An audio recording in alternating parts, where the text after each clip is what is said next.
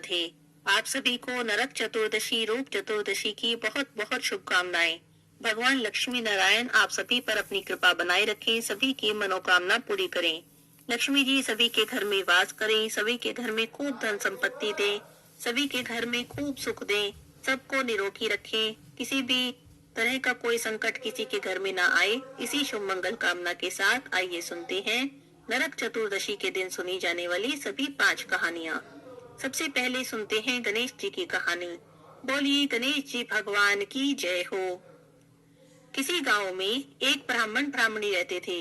उनका एक बेटा था। उनका बेटा गणेश जी का परम भक्त था। दिन रात बस गणेश जी की सेवा में ही लगा रहता और घर का कोई भी काम नहीं करता। ब्राह्मण ब्राह्मणी बड़े दुखी रहते। लड़की के साथ सारा दिन लड़ते रहते, कहते कि घर का भी कुछ काम कर लिया कर, क्या सारा दिन इस पूजा पाठ में लगा रहता है, क्या मिलता है इससे तुझे। इस बात पर उनके घर में रोज झगड़ा होता। एक दिन लड़का बड़ा दुखी हो गया और गणेश जी का नाम लेकर घर से निकल गया। सोचने लगा कि आज तो गणेश जी भगवान से मिलकर ही घर आऊंगा और पूछूंगा कि मेरी पूजा पाठ का कब फल दोगे। लड़का जय गणेश जी बोलते बोलते चलता चला गया। चलते चलते जंगल में घुस गया। वहां भी जाकर जब डर लगा तब गणेश जी को बुलाने लगा। वहां पर तो जंगली जानवर थे। लड़का डर रहा था। अब रोने लगा और रोते रोते जय गणेश जी बहुत जोर जोर से बोलने लगा। गणेश जी का सिंहासन डोला। रिद्धि सिद्धि बोली, महाराज कोई सच्चा भक्त सच्चे मन से आपको पुकार रहा है, लगता है किसी कष्ट में है, आप उसकी रक्षा करें। तब गणेश जी बूढ़े ब्राह्मण का वेश बनाकर उस लड़के के पास आए और पूछा, तुम रो क्यों रहे हो और इस घने जंगल में क्या कर रहे हो। तब लड़का बोला कि मैं गणेश जी से मिलने जा रहा हूँ, लेकिन गणेश जी है कि मिलते ही नहीं, इतनी देर हो गई मुझे बुलाते बुलाते, आप ही बता दो गणेश जी भगवान कहाँ मिलेंगे। तब ब्राह्मण वेशधारी गणेश जी बोले कि तुम घर चले जाओ, नहीं तो इस घने जंगल में तुम्हें शेर चीते भालू खा जाएंगे। पर वह लड़का तो अपनी बात पर अड़ा रहा और बिल्कुल नहीं माना। आज चाहे कुछ भी हो जाए गणेश जी से मिलकर ही जाऊंगा। अब तो गणेश जी भगवान उस लड़के की हट पर भी प्रसन्न हो गए। उन्होंने लड़के को दर्शन दिए। लड़का गणेश जी को अपने सामने देखकर बहुत खुश हो गया। अब गणेश जी बोले कि चल मैं तेरी भक्ति से बहुत प्रसन्न हूँ, तो जो चाहे अपना मन की मांग ले, मैं तुझे सब दूंगा। लड़का सोच में पड़ गया कि गणेश जी कह रहे हैं कुछ मांग, क्या मांगू। थोड़ी देर सोचता रहा, फिर बोला, घोड़ा और लगाम मांगू, पुंचो गजराज मांगू, महल मालिया मांगू और सन वाली ऐसी मांगू जैसे फूल गुलाब का। गणेश जी भगवान ने तथास्तु कहा और अंतर ध्यान हो गए। लड़का खुशी खुशी घर लौट आया। आकर देखे तो झोपड़ी की जगह पर तो महल खड़ा है, बाहर घोड़ा खड़ा है। अंदर गया तो पीढ़े पर दुल्हन बैठी है। अब उस लड़के की माँ बोली कि तेरे गणेश जी का तो बड़ा पुण्य प्रताप हुआ, आज से हम सभी गणेश जी की पूजा अर्चना किया करेंगे। सब बड़े खुशी खुशी रहने लगे। कहानी सुनने के बाद हाथ जोड़कर कहें, हे गणेश जी भगवान, जैसे उस लड़के के अन्न धन के भंडारे भरे, जैसे उसकी मनोकामना पूरी करी, सबकी करना। बोलिए गजानन गणेश की जय हो। अब सुनते हैं नरक चतुर्दशी की कहानी। बात बहुत पुरानी है, उस समय की, जब भगवान ने वाराह अवतार लेकर पृथ्वी देवी की रक्षा के लिए हिरण्याक्ष का वध किया था। हिरण्याक्ष एक असुर था जिसने पृथ्वी देवी को समुद्र के भीतर छुपा दिया। पृथ्वी देवी को बचाने के लिए भगवान विष्णु वाराह अवतार धारण कर उस असुर के पीछे गए। वाराह अवतार में भगवान विष्णु ने हिरण्याक्ष को परास्त किया और उसका वध किया। इस सभी के बीच भगवान के शरीर से पसीने की एक बूंद निकली जो पृथ्वी पर गिर गई। भगवान वाराह के पसीने की इस एक बूंद से एक पूर्ण विकसित युवा योद्धा उत्पन्न हुआ। उसका नाम नरकासुर था। यह धरती माता और वाराह भगवान का पुत्र माना जाता है। धरती माता ने अपने पुत्र को भगवान को समर्पित किया और प्रार्थना की कि उनका पुत्र अजय हो। तब भगवान वाराह ने अपना एक दांत निकाला और नरकासुर को देते हुए कहा कि जब भी वह किसी बड़े खतरे में होगा तब वह इसे एक हथियार के रूप में इस्तेमाल कर सकता है। साथ ही साथ नरकासुर को उन्होंने चेतावनी भी दी कि अपनी शक्तियों का उपयोग केवल अच्छा कार्य करने के लिए करना और धर्म की रक्षा करना। भगवान की बातें सुनकर भगवान को प्रणाम कर नरका अपने भाग्य की तलाश में चला गया। तब पृथ्वी देवी ने अपने बेटे की प्रशंसा करते हुए कहा कि इस बात में मुझे जरा भी संदेह नहीं कि वह तीनों लोकों में सबसे शक्तिशाली योद्धा होगा। तब भगवान बोले, निश्चित ही वह शक्तिशाली होगा, लेकिन अगर धर्म की रक्षा करेगा तभी जीवित रह पाएगा। इस घटना को सदियां बीत गई। सतयुग के बाद त्रेता और फिर द्वापर युग आया। अब अधर्म बढ़ रहा था। तब भगवान विष्णु द्वापर युग में यादव नायक कृष्ण के रूप में पृथ्वी पर आए और उन राजाओं का विनाश किया जो धर्म का पालन नहीं कर रहे थे। इन सभी के बीच नरकासुर भी बहुत शक्तिशाली हो गया था। प्राग्ञ ज्योतिषपुर या कहें तो उगते सूरज की भूमि के अपने अभेद्य किले से शासन करते हुए उसने पृथ्वी और स्वर्ग को जीत लिया था। अपनी शक्ति के मद में उसने देवताओं की माता देवी अदिति के दिव्य कानों के कुंडल भी छीन लिए थे।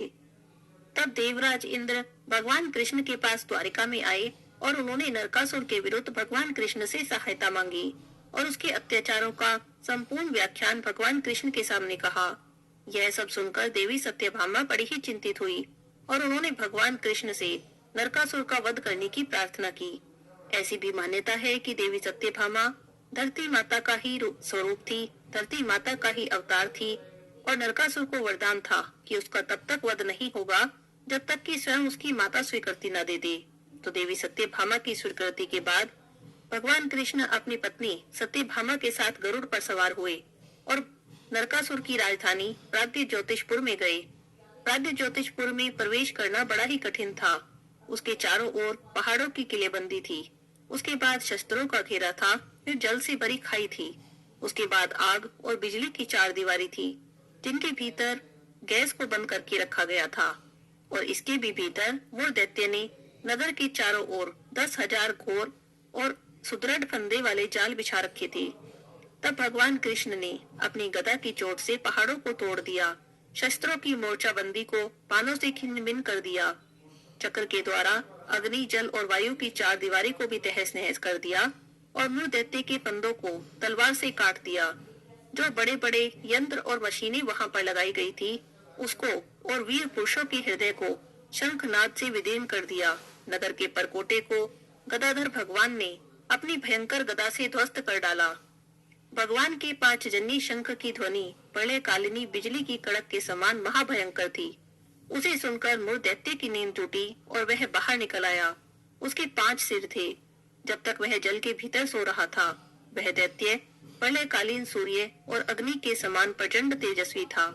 वह इतना भयंकर था कि उसकी ओर आंख उठाकर देखना भी आसान नहीं था। उसने त्रिशूल उठाया और इस प्रकार से भगवान की ओर दौड़ा जैसे सांप गरुड़ जी पर टूट पड़े हों। उस समय ऐसा मालूम होता था मानो अपने 5 मुखों से वह त्रिलोकी को निगल जाएगा। उसने अपने त्रिशूल को बड़े वेग से घुमाकर गरुड़ जी पर मारा, फिर 5 मुखों से घोर सिंहनाद करने लगा। उसके सिंहनाद का महान शब्द पृथ्वी, आकाश, पाताल 10 दिशाओं में फैलकर सारे ब्रह्मांड में भर गया। जब भगवान कृष्ण ने देखा कि मूर दैत्य का त्रिशूल गरुड़ जी की ओर बड़े वेग से आ रहा है, तब उन्होंने 2 बाण मारे जिससे कि वह त्रिशूल कटकर गिर गया। इसके साथ ही मूर दैत्य के मुख में भी भगवान ने बहुत से बाण मारे। इससे वह दैत्य बड़ा ही क्रोधित हुआ और उसने भगवान पर अपनी गदा चलाई, पर भगवान कृष्ण ने अपनी गदा के प्रहार से मूर दैत्य की गदा को अपने पास पहुंचने से पहले ही चूर चूर कर दिया। अस्त्रहीन हो जाने पर वह अपनी भुजाएं फैलाकर कृष्ण की ओर दौड़ा। तब खेल खेल में ही भगवान ने चक्र से उसके 5 सिर उतार लिए और मूर दैत्य के प्राण पखेरु उड़ गए। भगवान कृष्ण ने मूर दैत्य का वध किया, इसी कारण उन्हें मुरारी भी कहा जाता है। अंत में नरकासुर स्वयं भगवान कृष्ण से युद्ध करने के लिए अपने महल से बाहर आया। दोनों दिन रात लड़ते रहे। यह कहना बड़ा कठिन था कि कौन अधिक शक्तिशाली है। नरकासुर तो ऐसे ही अवसर के लिए अपने पिता भगवान वाराह के दिए हथियार को बचा रहा था। चतुर्दशी की अंधेरी रात में अमावस्या के पखवाड़े के 14वें दिन नरकासुर ने भगवान वाराह का घातक दांत निकाला और श्री कृष्ण पर प्रहार किया। उनकी छाती में मारा। छाती में बाण लगते ही श्री कृष्ण बेहोश होकर गिर पड़े। जैसे ही नरकासुर ने विजय की जय जयकार की, देवी सत्यभामा ने धनुष उठा लिया और युद्ध को जारी रखा। देवी सत्यभामा में नरकासुर को एक योग्य शत्रु मिला था। उसे समझ नहीं आ रहा था कि उनके हमले को कैसे रोकें। जैसे ही दोनों के बीच वाद विवाद हो रहा था, तब भगवान कृष्ण ने अपनी आंखें खोली। भगवान कृष्ण को फिर से खड़ा देखकर नरकासुर चौंक गया। यदि भगवान वाराह का भयानक हथियार विफल हो गया है, तो इसका केवल एक ही मतलब था कि उनका विरोधी कोई और नहीं, बल्कि स्वयं भगवान वाराह यानी उनके पिता थे। नरकासुर हैरान रह गया। भगवान वाराह की चेतावनी के शब्द अब उसके कानों में गूंज रहे थे। अपनी शक्तियों का प्रयोग केवल अच्छा काम करने के लिए करना और धर्म की रक्षा करना। अपने पिता की सलाह मानने के लिए सलाह का पालन करने में वह विफल रहा। तब वह नम्रता से हाथ जोड़कर प्रस्तुत हुआ। भगवान कृष्ण ने अपना सुदर्शन चक्र उस पर फेंका। नरकासुर ने भगवान कृष्ण और देवी सत्यभामा को प्रणाम करने के लिए हाथ जोड़े। अब गिरे हुए असुर को देखते ही देवी सत्यभामा दौड़ पड़ी। भगवान श्री कृष्ण चुपचाप माँ और बेटे के पुनर्मिलन को देख रहे थे। ऐसी ही मान्यता है कि देवी सत्यभामा कोई और नहीं, बल्कि स्वयं धरती माता थी, जिनका दोबारा जन्म हुआ था। नरकासुर ने अपने मरने के क्षणों में प्रकाश को देखा। भोर होते ही अंधेरा छट गया। बस उसी दिन से रोशनी के त्योहार दीपावली को या दिवाली के रूप में मनाया जाता है, जिसका अर्थ होता है हमें भी अंधकार से प्रकाश की ओर जाना है। बोलिए श्री कृष्ण भगवान की जय हो। नरक चतुर्दशी की दूसरी कहानी। बहुत समय पहले की बात है। दंतीदेव नाम के एक बड़े धर्मात्मा राजा थे। उन्होंने अपने जीवन में भूल कर भी कभी कोई पाप नहीं किया। उनके राज्य में प्रजा भी सुख शांति से रहती थी। लेकिन जब राजा की मृत्यु का समय नजदीक आया, तब उन्हें लेने के लिए यमदूत आ गए। दंतीदेव राजा यह देखकर हैरान हुए और उनसे विनय करने लगे कि हे दूतो, मैंने तो अपने जीवन में कभी कोई पाप नहीं किया, फिर मुझे किस पाप का दंड भुगतना पड़ रहा है जो आप मुझे लेने आए हैं? क्योंकि आपके आने का सीधा संबंध है कि मुझे नरक में वास करना होगा। उसके बाद यमदूतों ने कहा कि हे राजन, वैसे तो आपने अपने जीवन में कभी कोई पाप नहीं किया, लेकिन एक बार आपसे एक ऐसा पाप हुआ है जिसका आपको भान भी नहीं है। एक बार एक गरीब ब्राह्मण आपके द्वार से खाली हाथ और भूखा लौट गया था। यह सब उसी कर्म का फल है। तब राजा ने हाथ जोड़कर उनसे प्रार्थना की कि मुझे 1 वर्ष का समय दें, ताकि मैं अपनी गलती का सुधार कर सकूं और अनजाने में हुए इस पाप का प्रायश्चित कर सकूं। तब राजा के सत्कर्मों को देखते हुए यमदूतों ने उन्हें 1 वर्ष का समय दिया। अब राजा अपनी भूल को लेकर काफी पश्चाताप कर रहे थे। साथ ही उन्हें चिंता भी सता रही थी कि इस पाप से मुक्त कैसे हों। अपनी चिंता को लेकर वे ऋषियों के पास गए। तब ऋषि बोले, हे राजन, कार्तिक मास के कृष्ण पक्ष की चतुर्दशी का व्रत कीजिए। कृष्ण पक्ष की चतुर्दशी का व्रत करने से बड़ा पाप भी क्षम्य हो जाता है। इसीलिए आप चतुर्दशी का व्रत कीजिए। व्रत करने के बाद ब्राह्मणों को भोजन कराकर उनसे उनके प्रति अपने अपराध के लिए क्षमा याचना कीजिए। बस फिर क्या था, राजा रंतीदेव तो मार्ग की तलाशी कर रहे थे। उन्होंने ऋषियों के बताए अनुसार नरक चतुर्दशी यानी कृष्ण पक्ष की चतुर्दशी का व्रत किया, जिस व्रत के प्रभाव से वे पाप मुक्त हो गए और उन्हें विष्णु लोक में स्थान प्राप्त हुआ। तब से लेकर आज तक नरक चतुर्दशी के दिन पाप कर्म और नरक कमन से मुक्ति के लिए कार्तिक मास के कृष्ण पक्ष की चतुर्दशी का व्रत किया जाता है। बोलिए श्री विष्णु भगवान की जय हो। नरक चतुर्दशी की एक अन्य कथा के अनुसार राजा बलि भक्तराज प्रहलाद के पुत्र थे। वे राक्षस जाति के तो थे, लेकिन अपने पूर्वजों के प्रभाव से भगवान के भी बड़े भक्त थे। एक बार राजा बलि ने स्वर्ग का राज्य प्राप्त करने के लिए 100 यज्ञों का अनुष्ठान किया। 99 यज्ञ करके राजा बलि तीनों लोक को अपने नाम कर चुके थे। इस पर देवताओं ने भगवान विष्णु से प्रार्थना की कि राजा बलि के 100 यज्ञ पूरे न हो पाए, नहीं तो स्वर्ग पर राक्षसों का राज हो जाएगा। तब भगवान विष्णु राजा बलि के पास उस समय गए जब राजा बलि अपना 100वां यज्ञ कर रहे थे। राजा बलि ने प्रतिज्ञा की थी कि 100 यज्ञ पूरे होने के बाद जो भी याचक उनसे जो मांगेगा जरूर देंगे। भगवान विष्णु ब्राह्मण बालक का वेश बनाकर राजा बलि के पास गए और उनसे 3 पग भूमि मांगी। राजा बलि 3 पग भूमि देने को सहमत हो गए। उसी समय राक्षसों के गुरु शुक्राचार्य जी ने उन्हें सावधान भी किया और कहा, यह ब्राह्मण बालक भगवान विष्णु हैं, जो 3 पग भूमि में तुम्हारा सब कुछ ले जाएंगे। लेकिन राजा बलि डरे नहीं और उन्होंने अपनी प्रतिज्ञा को निभाना उचित समझा। उन्होंने ब्राह्मण बालक को 3 पग भूमि दान में दे दी। तभी भगवान विष्णु अपने असली स्वरूप में आ गए और 2 पगों में उन्होंने तीनों लोक नाप लिए। जब राजा बलि ने अपनी प्रतिज्ञा को पूरा करने के लिए स्वयं को भी भगवान को दान दे दिया, इस पर भगवान विष्णु राजा बलि से बड़े प्रसन्न हुए और उन्होंने कहा कि मैं तुम्हारी भक्ति से प्रसन्न हूँ। तुम्हें जो भी मांगना हो वह वरदान मुझसे मांग सकते हो। तब राजा बलि ने भगवान से कहा, हे प्रभु, यदि आप मुझ पर प्रसन्न हैं तो मुझे वरदान दीजिए। कार्तिक मास की कृष्ण पक्ष की त्रयोदशी से अमावस्या तक हर साल मेरा राज्य हो। मेरे राज्य में जो भी मनुष्य दीपावली मनाए उनके घर में लक्ष्मी जी सहित आपका वास हो। इसी के साथ जो भी मनुष्य चतुर्दशी के दिन नरक के लिए दीपों का दान करे उसे कभी भी अकाल मृत्यु का भय न हो। यह सुनकर तो भगवान और भी प्रसन्न हुए और उन्होंने राजा बलि को ये सभी वरदान दिए। कहा जाता है कि तभी से नरक चतुर्दशी व्रत पूजन और दीपदान की परंपरा शुरू हुई। बोलिए श्री विष्णु भगवान की जय हो। अब हम सुनेंगे सभी कथा कहानी को पूर्ण करने वाली तपसी लपसी की कहानी। बोलिए तपसी लपसी की जय हो। एक तपसी था और एक लपसी था। तपसी तो भगवान की तपस्या करता और लपसी रोज सवा सेर की लापसी बनाता, भोग लगाता, घंटी बजाता और जीम लेता। एक दिन दोनों में झगड़ा हो गया। तपसी बोला कि मैं बड़ा हूँ। लपसी कहने लगा कि नहीं, मैं बड़ा हूँ। तपसी बोला कि मैं रोज भगवान की तपस्या करता हूँ, इसीलिए मैं ही बड़ा हूँ। लपसी बोला कि मैं रोज भगवान को सवा सेर की लापसी का भोग लगाता हूँ, इसीलिए मैं बड़ा हूँ। दोनों आपस में झगड़ रहे थे। नारद जी वहाँ से गुजरे तो दोनों को झगड़ते देखा। पूछने लगे कि क्यों झगड़ रहे हो। तब दोनों ने अपनी अपनी बात कह दी। नारद जी बोले कि तुम लोग आपस में झगड़ा मत करो।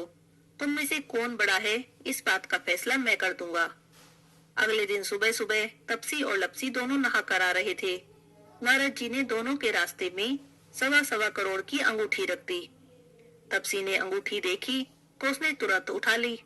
इतनी कीमती अंगूठी देखकर उसके मन में लालच आ गया। सोचने लगा कि बड़ी कीमती अंगूठी है, इसे बेचूंगा, बहुत सारे पैसे मिलेंगे। उन पैसों से एक बहुत बड़ा यज्ञ करूंगा और अपने आप को बड़ा साबित कर दूंगा।